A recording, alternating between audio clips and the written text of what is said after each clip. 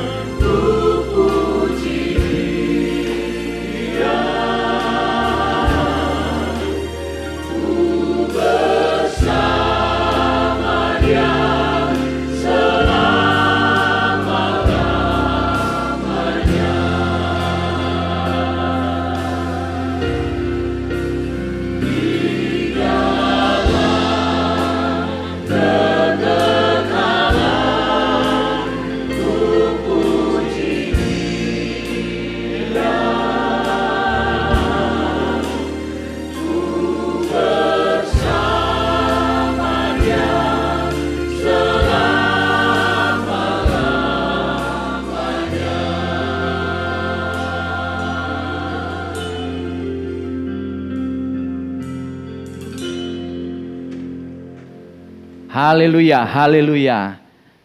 Salam sejahtera bagi kita semua, Bapak Ibu, Saudara-saudari yang mendengarkan kebaktian renungan lewat YouTube atau kebaktian online ini. Hari ini saya mau menyampaikan firman Tuhan dengan tema hidup di atas dasar yang kuat dan benar. Hidup di atas dasar yang kuat dan benar. Mari kita melihat Alkitab kita dalam Matius pasalnya yang ke-7, Matius 7 ayat 24 sampai 27. Saya bacakan Matius pasalnya yang ke-7 ayat 24 sampai 27. Dua macam dasar.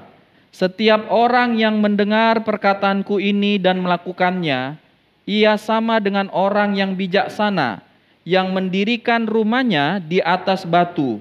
Kemudian turunlah hujan dan datanglah banjir. Lalu angin melanda rumah itu, tetapi rumah itu tidak rubuh sebab didirikan di atas batu. Tetapi setiap orang yang mendengar perkataanku ini dan tidak melakukannya, ia sama dengan orang yang bodoh, yang mendirikan rumahnya di atas pasir.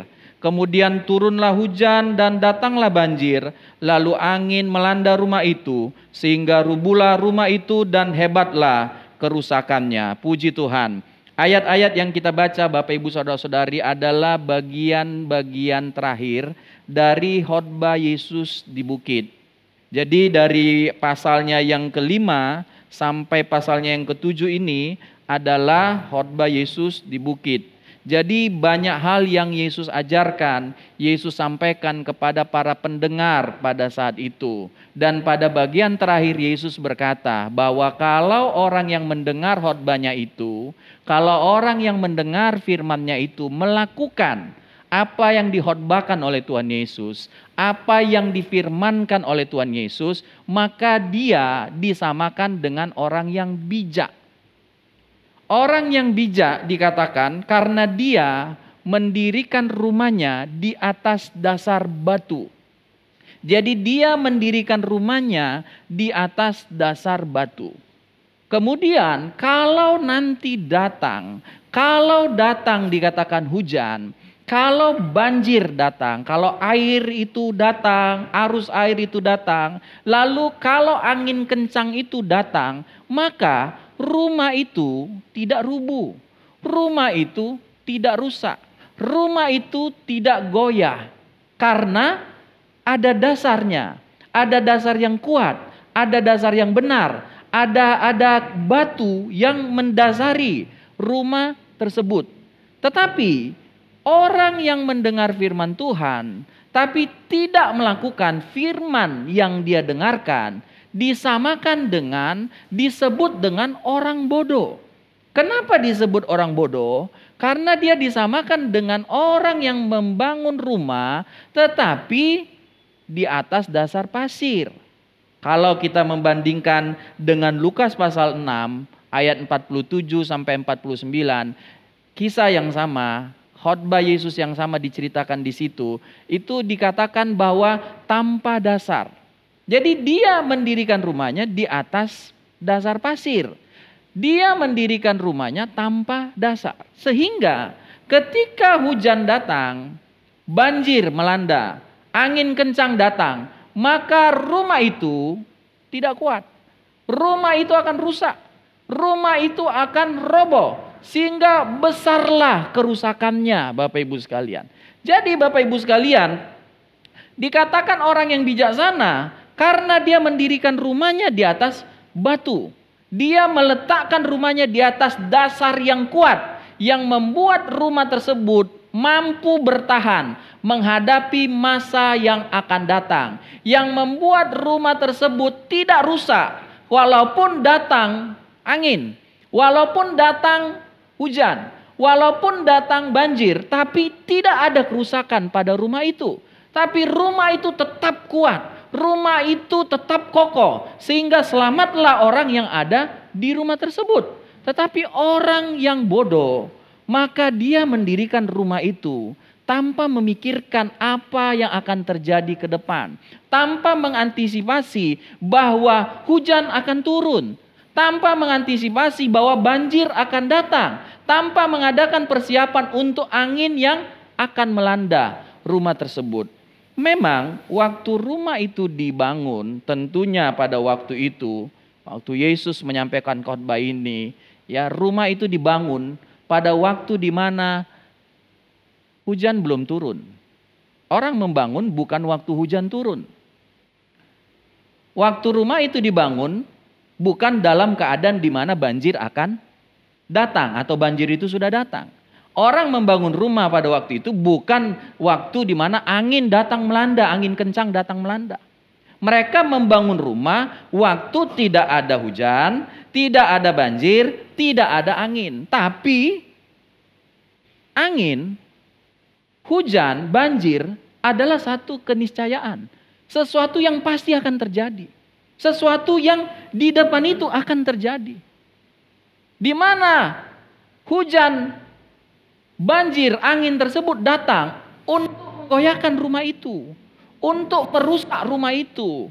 Untuk menjadi seperti apa ujian seperti itu ya. Seperti satu percobaan yang mau menyatakan apakah rumah itu memang kuat atau rumah itu tidak kuat.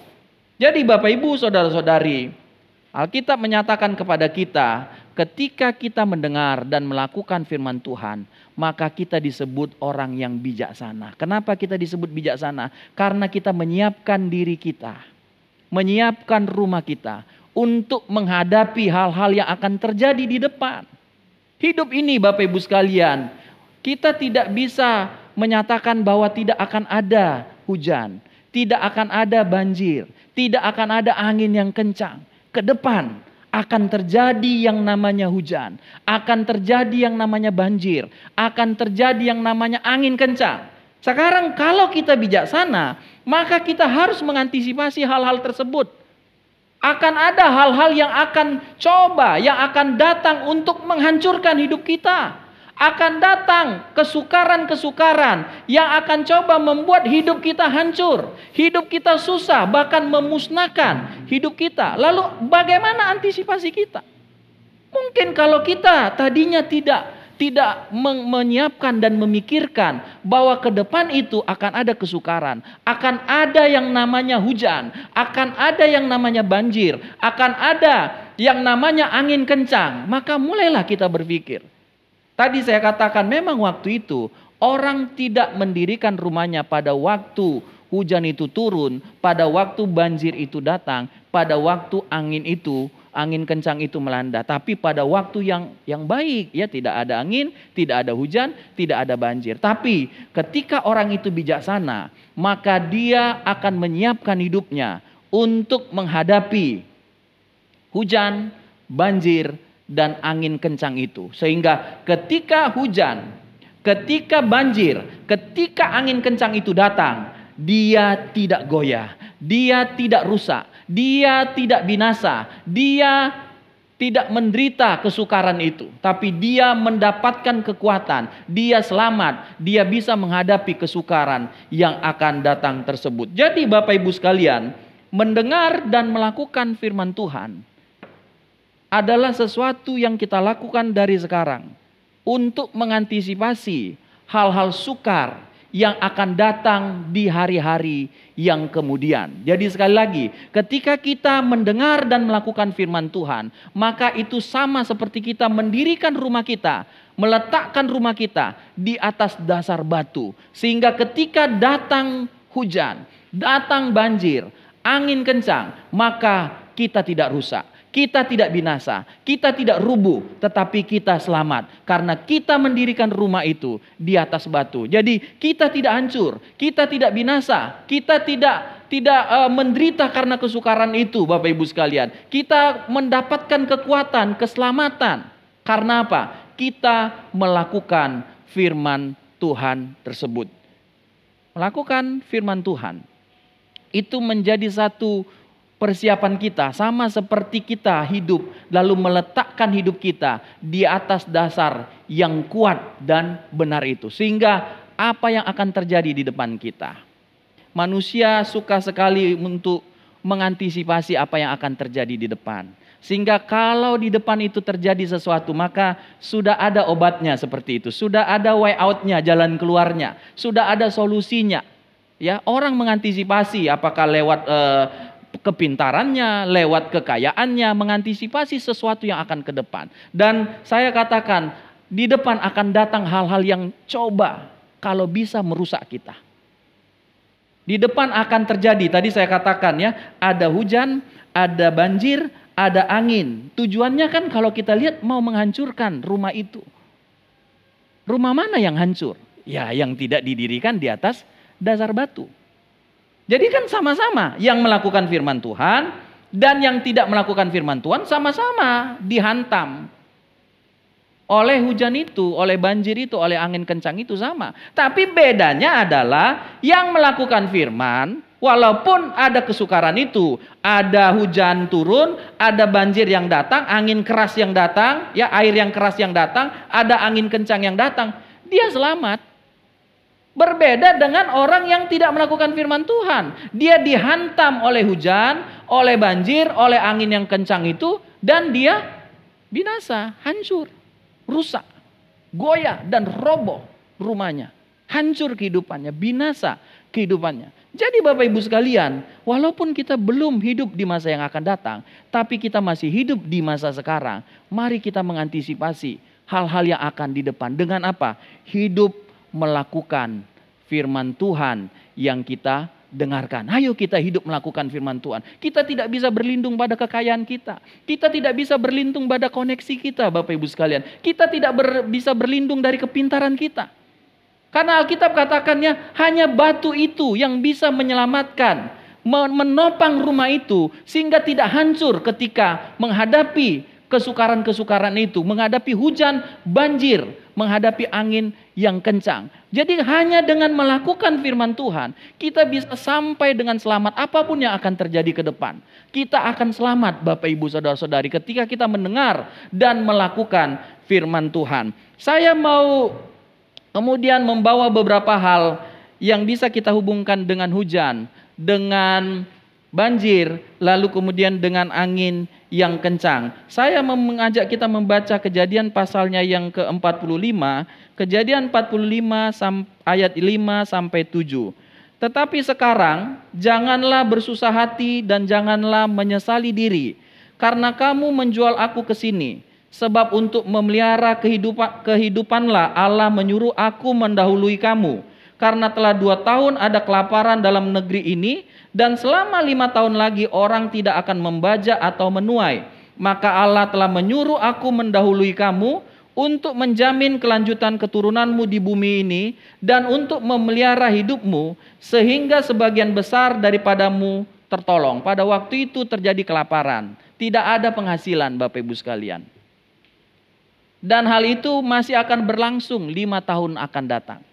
Tetapi sebelum hal itu terjadi, Allah sudah mengirimkan, dikatakan di sini Yusuf, untuk menyelamatkan umat Tuhan, untuk menyelamatkan Israel. Sehingga ketika kelaparan itu datang, bencana itu datang, tidak ada penghasilan Bapak Ibu sekalian, tidak ada yang bisa ditanam, tidak ada yang bisa menghasilkan. Tapi umat Tuhan, orang-orang yang melakukan firman Tuhan, itu selamat. Itu tidak binasa, itu tidak mati, itu tidak punah. Mereka bisa terus melanjutkan kehidupan walaupun tidak ada bahan makanan yang dihasilkan lagi. Kenapa?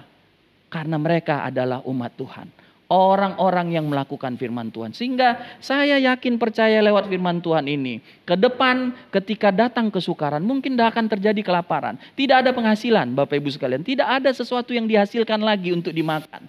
Tapi ada pemeliharaan Tuhan. Kita akan melihat bagaimana Tuhan memelihara kita anak-anak Tuhan. Yang kita dengar firman dan kita lakukan firman Tuhan tersebut. Lalu yang kedua saya mau mengajak kita melihat Matius pasal 13. Ayatnya yang ke-20 sampai ayat yang ke-21. Matius pasal 13 ayatnya yang ke-20 sampai 21. Saya bacakan firman Tuhan, dikatakan begini. Benih yang ditaburkan di tanah yang berbatu-batu ialah orang yang mendengar firman itu dan segera menerimanya dengan gembira, tetapi ia tidak berakar dan tahan sebentar saja. Apabila datang penindasan atau penganiayaan karena firman itu, orang itu pun segera murtad. Tadi saya katakan bahwa angin, hujan, banjir, angin yang kencang itu adalah sesuatu yang datang dengan tujuan merusak, membinasakan, merobohkan kehidupan kita. Yang kedua ini dikatakan akan datang penindasan, penganiayaan. Bagaimana cara kita menghadapi hal itu? Alkitab katakan tetap bertahan di dalam mendengar dan melakukan firman. Kalau datang penindasan, penganiayaan itu, tetaplah kita ada dalam firman. Jangan tinggalkan firman. Jangan melangkah di luar firman. Apapun yang terjadi, kita hadapi itu di dalam firman. Dasar yang kuat, dasar yang benar itu. Sehingga apapun yang terjadi ketika datang penindasan, penganiayaan itu, Bapak Ibu Saudara-saudari, maka kita bisa selamat. Kita tidak binasa. Di sini dikatakan kita tidak meninggalkan firman Tuhan itu. Kita tidak meninggalkan kebenaran itu. Lalu yang ketiga dikatakan dalam 2 Tesalonika pasalnya yang kedua. Saya mengajak kita membuka 2 Tesalonika pasalnya yang kedua, ayatnya yang ketiga. 2 Tesalonika 2 ayat 3, janganlah kamu memberi dirimu disesatkan. Janganlah kamu memberi dirimu disesatkan orang dengan cara yang bagaimanapun juga. Sebab sebelum hari itu haruslah datang dahulu murtad. Dan haruslah dinyatakan dahulu manusia durhaka yang harus binasa. Ke depan akan datang dikatakan penyesat-penyesat. Dengan cara yang begitu rupa. Dengan cara yang menurut manusia itu luar biasa. Lalu kemudian ya menyampaikan ajaran yang sepertinya firman. Padahal bukan firman Tuhan. Yang berbeda dari firman Tuhan. Yang kita sudah terima, sudah dengar selama ini. Apa tujuan mereka? Penyesat-penyesat itu akan datang. Untuk membuat kita murtad. Membuat kalau boleh hidup kita ini binasa. Membuat kalau boleh kita ini kehilangan keselamatan kita. Tapi Alkitab katakan kepada kita, pegang firman Tuhan itu. Kalau nanti datang orang-orang penyesat-penyesat, nabi-nabi palsu yang menyampaikan firman Tuhan yang berbeda dari yang kita dengar, dari yang rasul-rasul sudah sampaikan, dari yang kita sudah punya selama ini, maka tolaklah ajaran-ajaran tersebut. Jangan mau disesatkan. Sehingga saya tadi katakan, bagaimana yang kita buat untuk menghadapi hal-hal yang bisa merusak kita, menghancurkan kehidupan kita. Peganglah terus firman Tuhan itu. Lakukan terus firman Tuhan itu. Jangan mau dibelokkan, digeser dari kebenaran firman Tuhan yang sudah diajarkan kepada kita oleh rasul-rasul, oleh hamba-hamba Tuhan yang selama ini mengajarkan kita sesuai dengan Alkitab yang ada pada kita masing-masing. Sehingga kalau datang hal-hal yang sukar itu, akan datang bencana, akan datang kesukaran, kelaparan, akan datang hal-hal yang membuat kita takut. Tapi kita bisa selamat, kita tidak rusak, kita tidak goyah, kita tidak hancur.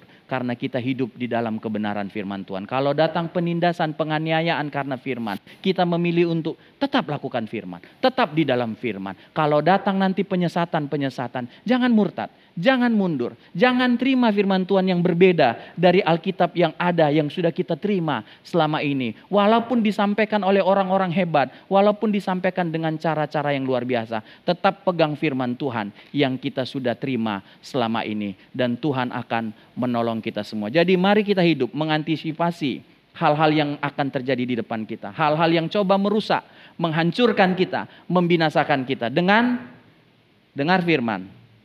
Lakukan firman Tuhan. Sekali lagi, bagaimana mengantisipasi hal-hal yang akan terjadi di depan kita, yang mau merusak, mau membinasakan kita. Dengar firman, lakukan firman. Jangan meninggalkan firman. Pegang firman Tuhan yang kita sudah terima selama ini. Tuhan memberkati kita semua. Haleluya.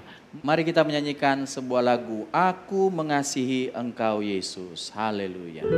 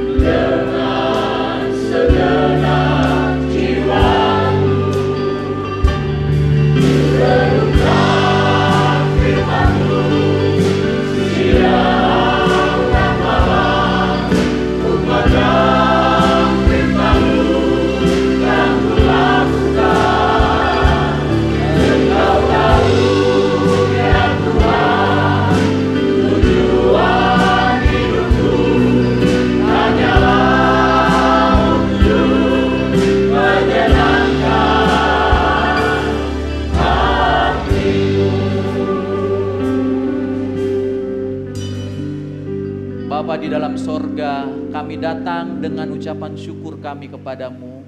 Kami sudah mendengarkan firman-Mu Tuhan. Engkau memberikan nasihat kepada kami untuk kami menjadi orang yang bijaksana Tuhan. Tuhan, ke depan akan terjadi hal-hal yang coba untuk membinasakan kami, coba untuk memunahkan kami, coba untuk memberhentikan kelangsungan hidup anak-anak Tuhan. Tapi firman-Mu Tuhan sudah memberikan kepada kami Tuhan Yesus berita apa yang harus kami lakukan, apa yang harus kami lakukan untuk menghadapi keadaan-keadaan yang akan terjadi di depan, yaitu dengan mendengar dan melakukan firman Tuhan. Biarlah ini Tuhan menjadi Tuhan sikap hidup kami semua anak-anak Tuhan yang ada, yaitu kami adalah orang yang mendengar dan melakukan firman Tuhan. Karena dengan mendengar dan melakukan firman Tuhan, kami membuat dasar yang kuat, dasar yang benar, sehingga ketika terjadi kesukaran, ketika terjadi penindasan penganiayaan, ketika terjadi penyesatan, maka kami tidak akan murtad, kami tidak akan binasa, kami tidak akan mundur Tuhan, karena kami mau melakukan kebenaran firman Tuhan, sehingga kami akan selamat Tuhan. Sampai pada akhirnya kami akan Engkau dapati selamat, Engkau dapati menjadi pelaku firman Tuhan. Kuatkanlah kami Tuhan dalam menghadapi kesukaran yang sedang kami hadapi Tuhan. Tuhan beri kami keselamatan, lindungi kami, jauhkan dari sakit penyakit Tuhan, cukupkan setiap kebutuhan kami Tuhan. Walaupun dalam kesukaran, dalam keterbatasan, kami percaya Tuhan, ada Tuhan yang menolong, memberikan jalan keluar, memberikan kebahagiaan, sukacita yang berasal daripada Tuhan. Sertailah kami Tuhan dalam hal-hal yang kami akan buat dan kerjakan. Biarlah Tuhan menolong, memberkati kami semua. Terima kasih Tuhan. Kami mengucap syukur, kami terima firman Tuhan, dan kami alaskan doa kami ini di dalam nama Tuhan kami, Yesus Kristus. Haleluya. Amin.